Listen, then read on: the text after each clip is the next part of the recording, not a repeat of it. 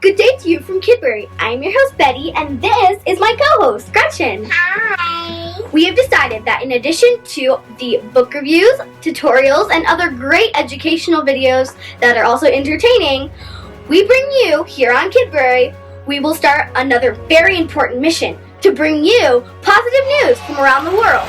With adults always bogged down by sad or scary news on TV, the radio, or the internet, we think it is important to shine a light on the stories that seem to be left out more than they are pulled into focus. So please join us today and every week for the Kidbrary's Miracle Minute News broadcast. For cat lovers like me, this is a truly inspiring story coming to us from an article written for Positive News. India's wild tigers are up by more than 30%.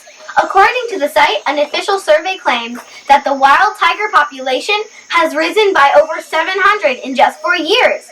That truly is a historic achievement, as the Indian Prime Minister said. Thanks to conservation efforts in the region and changes in various policies of the nation, the forest where these wild tigers live and breed has grown significantly, with more areas now protected. The work isn't done though, my friends. In India, the goal is to continue their work and double the wild tiger population. Now that sounds to me like an absolutely perfect goal. Way to go so far. Let's continue those conservation efforts worldwide.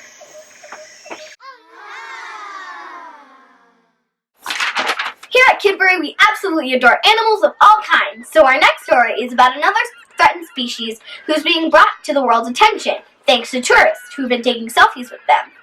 Quokkas are an adorable species of wallaby that live on Rottnest Island. Not a very charming name for a place, but certainly these cuddly little creatures are bringing a little something extra to the visitors of this island. Although conservationists have mostly deterred people from interacting with the wildlife for the sake of the safety of both humans and the wild animals themselves, here on Rottnest Island, the rules seem to be quite the opposite. In fact, tourists are encouraged to take photos of and with these adorable little critters, because bringing awareness of them and their vulnerability has actually helped to raise money with them to protect them from becoming endangered.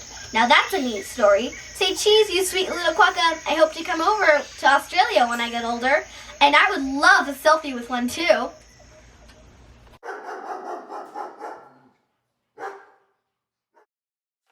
Our final story today is keeping in line with our animal theme. The story comes from sunnyskies.com.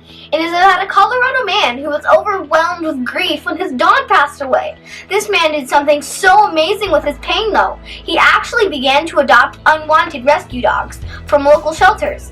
After waiting a couple of months, he actually went into his local shelter and asked if there were any dogs that no one wanted, so that he could take them home and give them a great life. He has been doing just that. He has given a forever home to senior dogs, dogs with special needs, and some that just had no other home to go to. Such an inspiration and so touching. We rough it. So Kidbrarians, as you can see, there are many, many ways to do good in our world. Whether a politician, a leader, a scientist, a tourist, or just an everyday human, no good deed is too small, and everyone can do something in their lives to help animals in need. Great stories! Thank you for joining us on this edition of Kidbrary's Miracle Minute News, where we love to bring you positive stories from around the globe to get your day started with inspiration. Until next time, goodbye from us here at Kidbrary.